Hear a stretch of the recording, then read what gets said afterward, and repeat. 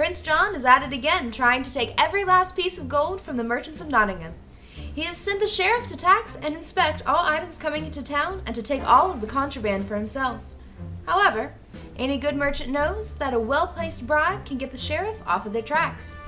Sheriff of Nottingham is a bluffing game for 3 to 5 players from Arcane Wonders and Seamon. Players assume the role of merchants trying to sneak items past the sheriff. Will you be able to best the sheriff, or will you be stuck paying for your crimes? Let's find out in Sheriff of Nottingham. Each player will choose a merchant stand and take the corresponding color merchant bag. Choose one player to be the banker. The banker will give each player 50 gold, 1 20 piece, 5 5 pieces, and 5 1 pieces. Keep the rest of the gold near the banker. Shuffle the goods deck and deal 6 cards to each player. For your first couple of games, you may want to play without the royal goods. Simply remove the contraband with the gold banners and shuffle as normal. If you're playing a 3-player game, also remove the items with the 4+ symbol on it. Place the cards in the center of the table and lay 5 cards face up on the right side of the deck to create a discard pile. Then, take 5 more cards face up and place them on the left side of the deck to create a second discard pile. All players may look at the discard piles at any time. The player with the highest amount of cash on them will be the first sheriff. Place a sheriff marker in front of them. Now you are ready to play. Sheriff is played in a series of rounds where our players will take turns being the sheriff. Each round is broken up into 5 phases: market, load merchant bag, declaration, inspection, and end of round. The player who is the sheriff only participates in phases 4 and 5. The market phase begins with the player on the sheriff's left and continues clockwise around the table. Players will discard up to 5 cards and draw back up to 6 cards. They can draw cards from either of the discard piles and from the draw pile. However, if you want to draw from the discard and the draw pile, you must draw from the discard pile first. You may not draw from the discard pile once you have taken a card from the draw pile. Remember, you may look through the discard piles at any time. However, you must draw the number of cards it takes to get to your desired card. For example, if I want this bread card that is 3 cards down, I must draw all 3 cards before I can draw the bread card.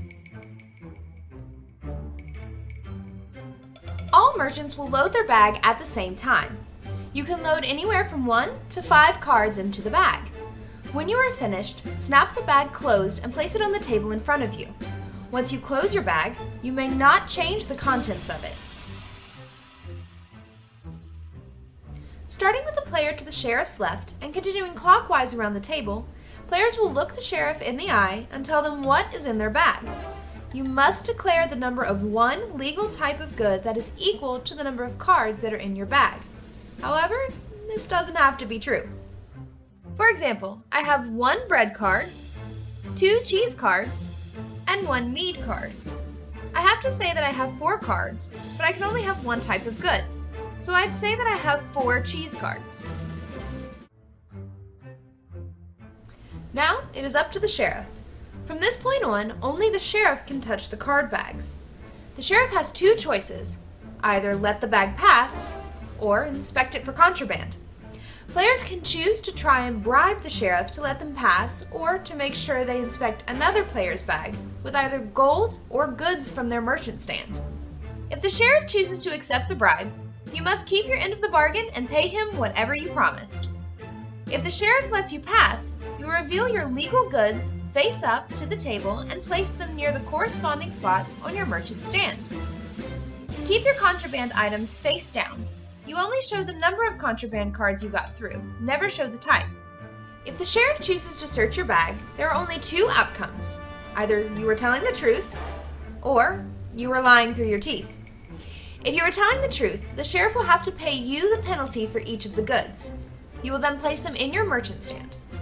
If you are a dirty liar, the sheriff will punish you accordingly. Place the items you were telling the truth about in your merchant stand. Then, pay the amount of gold listed on each of your goods that you did not correctly declare to the sheriff. Then, discard those cards. For example, because he searched my bag, I will get to keep these 2 cheese cards, but I will have to pay him 7 gold for the mead card, and 3 gold for the bread card. Then I will place those 2 cards in either of the discard piles. Pass the sheriff marker to the left and begin the next round of the market phase. The game ends when each player has had the opportunity to be the sheriff twice, or 3 times in a 3-player game. Place your remaining hand into the discard pile and reveal your contraband cards. You can gain points in 3 different ways: the amount of gold you have left over, the sum of the goods that you have, including your contraband, and your king and queen bonuses. The king and queen bonuses give extra points to the players who have collected the most and second most of that type of good. The bonuses are listed on your merchant boards in the gold and silver scrolls under each type of good. If there's a tie for the king bonus, add the king and queen bonuses together and divide equally among all tied players, rounding down. Do not give out a bonus for second place. If there is a tie for the queen bonus, divide the queen bonus between the players equally, rounded down.